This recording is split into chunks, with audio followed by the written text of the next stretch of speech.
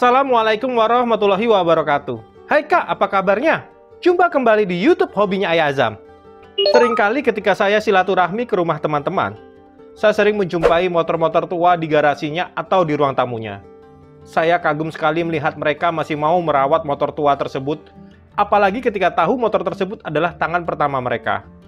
RX King, Tiger, C70, Astrea Grand, Yamaha F1ZR, Shogun 110.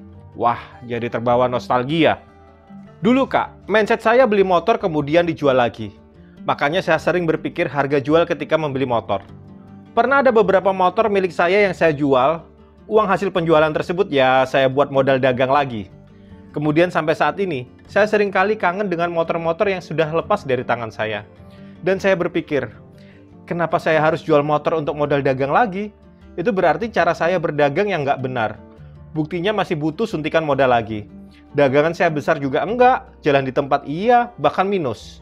Lalu pikiran selanjutnya, saya jual motor untuk nambahin uang buka motor baru lagi. Wah, nyicil lagi. Hidup saya kok cuman buat pencicilan.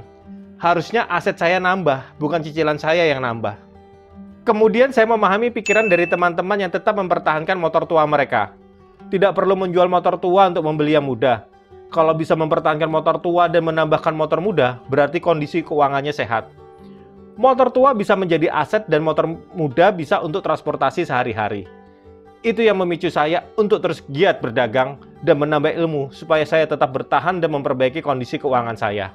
Akhirnya Kak, saya memutuskan untuk merawat motor-motor tua saya supaya dalam kondisi prima.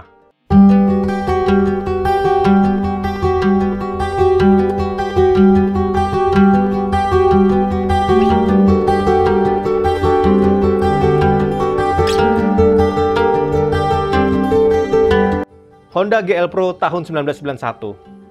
Terus terang, motor ini saya beli dalam kondisi bekas di tahun 2003. Saya lupa harganya. Waktu itu saya belum ada umur 20 tahun. Emang dari kecil saya suka banget jualan. Keuntungan saya tabung cuman untuk beli motor ini. Ini motor pertama yang saya beli dengan uang saya sendiri. Jadi motor ini adalah trofi untuk saya. Setelah kebeli motor ini, saya modifikasi suspensi belakang monosok, lampu bulat, jok pakai RX King. Setahun kemudian, saya mengalami kecelakaan hingga bentuknya nggak karu-karuan. Motor ini saya pertahankan, saya simpan di gudang. Meskipun sudah ditawar kiloan sama tukang loak, diminta sama teman, atau diomel-omeli sama keluarga. Saya simpan motor ini di bagian dalam gudang supaya nggak kelihatan mereka. Harapan saya suatu hari bisa saya restorasi lagi. Dan alhamdulillah, syukur kepada Allah, harapan saya itu terkabul. Berkat dukungan kakak-kakak juga yang terus mendorong saya menyelesaikan motor ini. Emang restorasinya belum sempurna, ada kendala di kelistrikannya. Tapi di titik ini, saya bahagia banget motor ini sudah berada di kondisi seperti ini. Kita panaskan dulu Kak motornya. Sudah 1 minggu saya nggak pakai motor ini ya. Saya nggak panaskan Kak.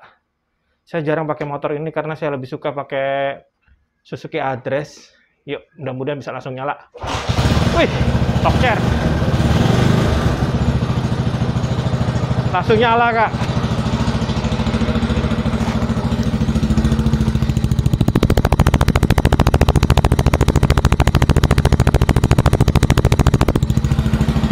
Suara GL-nya itu khas banget ya. Kita angkat dulu seperti ini.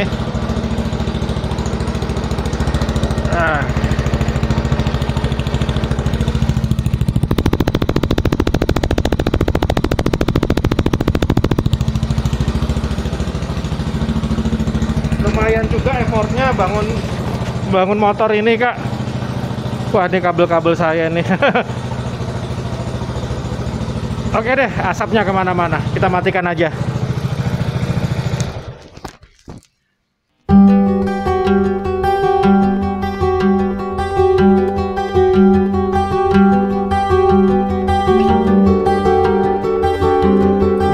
Thunder 125. Saya beli motor ini tahun 2006. Motor kedua saya. Saya puas banget pakai motor ini. Pernah saya pakai keliling Pulau Jawa. Motor ini pernah mangkrak 5 tahun. Saya sering taruh di tempat terbuka sehingga kehujanan dan kepanasan. Waktu itu saya belum punya kesadaran untuk merawat motor. Yah, saya lagi asik dengan motor-motor saya yang lainnya. Pernah ada yang nawar tapi saya tolak. saya nggak niat jual motor ini karena bagi saya motor ini kenangannya banyak banget. Setelah itu, ada beberapa motor yang saya beli kemudian saya jual lagi. Jual karena butuh modal. Pikiran saya nggak menjual Thunder 125, selain kenangannya banyak, harga jualnya yang murah sekali. Di sini Kak, ketika otak saya mulai menyerap tentang ilmu ekonomi, tentang aset, tentang keuangan, tentang manajemen, akhirnya saya sadar untuk merawat aset-aset yang saya punya apapun bentuknya. Dari benda sampai kesehatan dan religi. Dari ilmu agama, saya mulai menyadari bahwa semua yang saya miliki hanya titipan dari Allah. Maka wajib dirawat. Motor ini sedang saya restorasi, Kak. Video proses restorasi itu hari Sabtu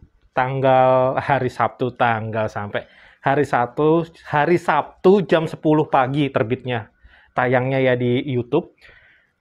YouTube saya itu, Kak, tentang proses restorasi. Sekecil apapun itu, saya usahakan untuk saya tayangkan, Kak.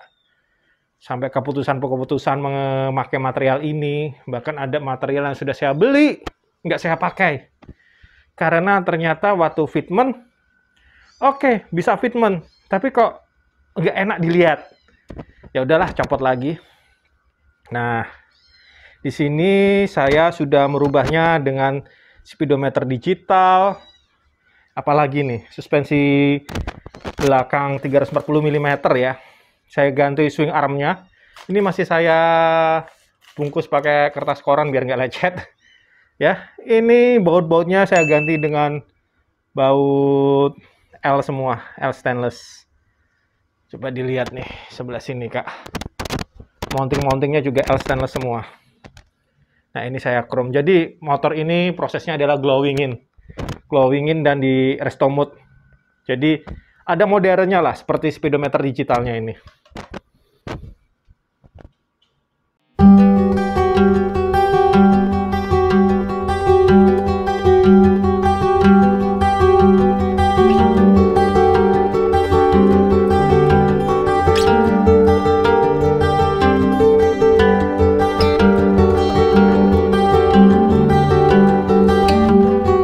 Kawasaki Bajaj Pulsar 200 NS.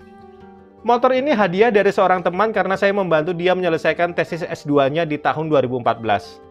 Berarti tahun depan usianya sudah 10 tahun. Nggak separah Thunder 125. Motor ini cuma mengalami lecet-lecet pemakaian. Mesin nggak ada kendala, cuman speedometernya mengalami sunburn. Nanti saya perbaiki, Kak. Sekarang sudah banyak yang bisa memperbaiki speedometer digital dari sunburn. Ada beberapa upgrade di motor ini. Master rem saya ganti RCB S1, kopling saya ganti hidrolik, master rem belakang saya ganti Scarlett. Tapi saya nggak puas dengan Scarlett. Saya mau ganti dengan RCB juga biar seragam. Kawasaki Bajaj Pulsar 200 NS. Kawasaki ya, Kak ya. Kawasaki Bajaj ini asli. Ada yang pernah ngeledekin saya masang sendiri nih. Aduh, literasinya kurang dia. Wah. Ini sambil dilap lah. Saya ada 3 bulanan atau 4 bulanan nggak jalanin motor ini. Ya, dia diem aja, cuma saya panas-panasin aja. Kalau ingat, mungkin akinya juga udah mulai soak kali ya. Nah, sunburn ya, Kak ya, sunburn. Ada sekitar sebulanan saya taruh di luar, cuma saya kerudungin aja. Nah, udah soak akinya. Iya, sudah soak akinya. Saya taruh di luar aja dia. Ini nyala. Nyala, mati. Nah, coba.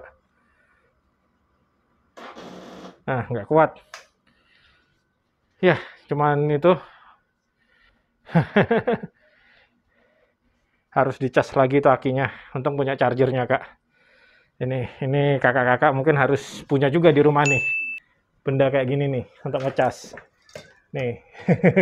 Jadi kalau akinya lama nggak dipakai, nggak pusing, cas aja sendiri. Oke. 9 tahun, Kak, usianya. Saya tuh kagum sama desain motor ini. Everlasting gitu loh.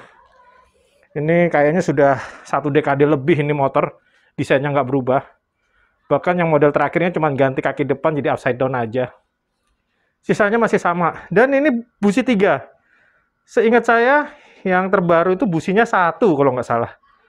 Entahlah, nanti saya cek lagi, saya bahas lagi deh budget Pulsar 200 NS yang terbaru. Gitu saya akan buat kontennya, kali saya akan review kontennya. Tapi nggak ada di Indonesia ya kak ya, adanya di India.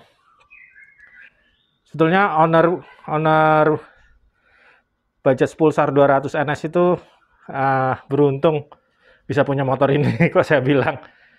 Karena kayaknya ya, Bajaj tidak akan pernah masuk ke Indonesia lagi. Atau kalau mungkin masuk, lama. Bisa 30-40 tahun lagi. Karena saya pernah mendengar rumor, ya rumor dan validitasnya sih tinggi. Berkaitan dengan 3 businya. Jadi Bajaj tidak bisa jualan di Indonesia. Itu yang bikin sekarang dia jadi 1 busi. Tapi ini masih rumor ya kak ya, masih sebatas rumor.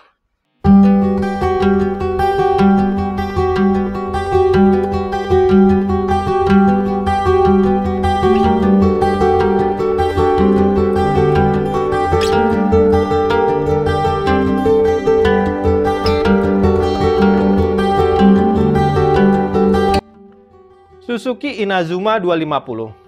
Saya juga kaget kak bisa punya motor ini di tahun 2016. Motor ini pemberian teman karena saya berhasil mengerjakan proyeknya. Teman saya itu bertanya mau apa? Saya jawab dengan asal saja, saya mau Suzuki Inazuma. Tahu-tahu besoknya ada pick up berhenti di depan rumah saya dan menurunkan motor ini. Kaget saya kak, saya terima dengan senang. Saya rawat, kondisi motor ini standar ting-ting. Hanya spionnya aja yang saya ganti. Kalau ada yang tanya, spion aslinya ini gimana? Saya malah bingung. Sepertinya waktu motor dikirim ini, spionnya sudah berbeda dengan spion Inazuma keluaran awal di tahun 2012. Suzuki Inazuma 250. Tahun 2016 saya punya motor ini, Kak. Kita lihat nih. Oke, nyala ya.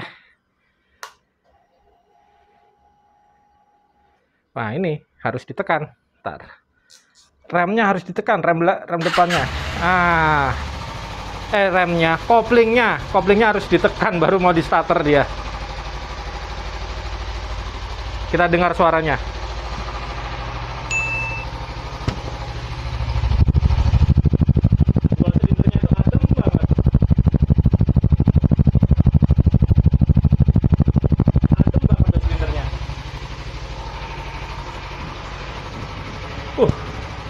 Saya kira sunburn tadi, ternyata tidak.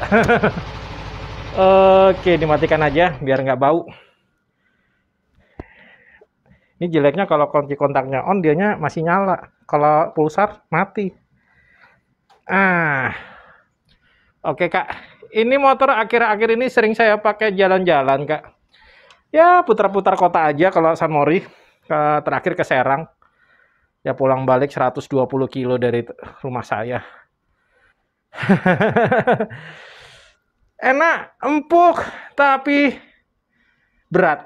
Ya, berat. Itu aja, keterlaluan beratnya. Powernya ya untuk 0 ke 100 ya cepet lah, cepet deng gitu aja, deng gitu. Enak banget. Cuman kalau sudah di atas 100, RPM-nya sudah tinggi, ya 130 itu berat dia. Tapi torsinya ya ada. Cuman torsinya ketutup sama beratnya motor ini. Jadi kita nggak bisa merasakannya kayak W175TR kan hentakan torsinya itu terasa. Kalau ini nggak terasa. Ya, ini nggak enaknya pakai motor ini cuma satu. Kalau berangkat kita kan masih full power ya kayak full tenaga. Tapi ketika pulang, wah, motor ini capeknya ampun-ampunan ketika pulang. Meskipun suspensinya enak, ayunannya enak. Dan percaya nggak percaya ya kak ya, saya kalau bawa motor ini pulang pasti kesasar. Saya nggak tahu apa karena saya kurang fokus atau enggak ya. Jadi ada salah belok, akhirnya kesasar. Harusnya rumah itu tinggal beberapa kilometer lagi, karena kesasar akhirnya jadi jauh. Muter lagi. Itu sering. Saya kalau ke Bogor, pulangnya kesasar. Alhamdulillah kemarin ke Serang enggak, karena jalannya searah. Nah kalau ke Bogor tuh jalannya kan banyak arah itu. Banyak jalan-jalan yang bisa dipakai untuk menuju rumah. Entah percaya atau nggak percaya kak ya, saya kalau pulang kesasar pakai motor ini. Oke, Suzuki Inazuma tahun tahun 2016, Suzuki Inazuma 250.